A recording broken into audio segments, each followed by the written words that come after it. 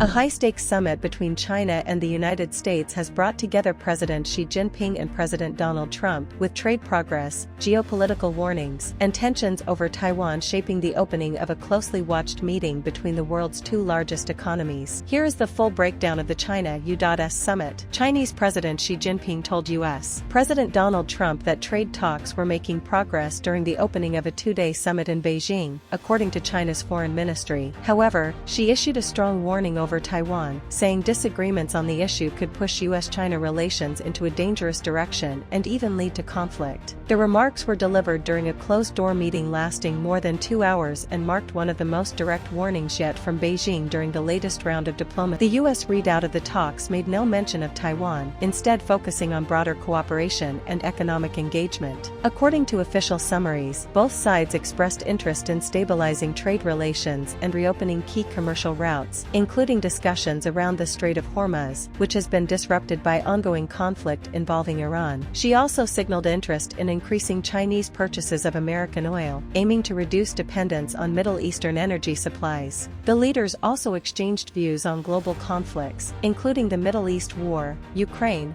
and the Korean Peninsula, while discussing ways to support trade and investment flows. The summit is largely aimed at preserving a fragile trade truce agreed last year, which temporarily eased tariffs and reduced tensions over critical supply chains. Officials say both sides are working to maintain that agreement and build mechanisms for future trade cooperation. Washington is pushing for greater access to Chinese markets for American companies, while Beijing is seeking relief from U.S. restrictions on advanced semiconductors and chipmaking technology. Taiwan emerged as the most sensitive point of the discussions. She reportedly told Trump that the issue is central to China's national interests and warned that mishandling it could trigger severe consequences for bilateral relations. Beijing has consistently opposed U.S. arms sales to Taiwan, including a proposed $14 billion package that remains under review. While U.S. law requires Washington to support Taiwan's defense capabilities, China views such sales as interference in its sovereignty claims. Analysts say Xi's warning reflects an unusually direct attempt to signal red lines in the relationship.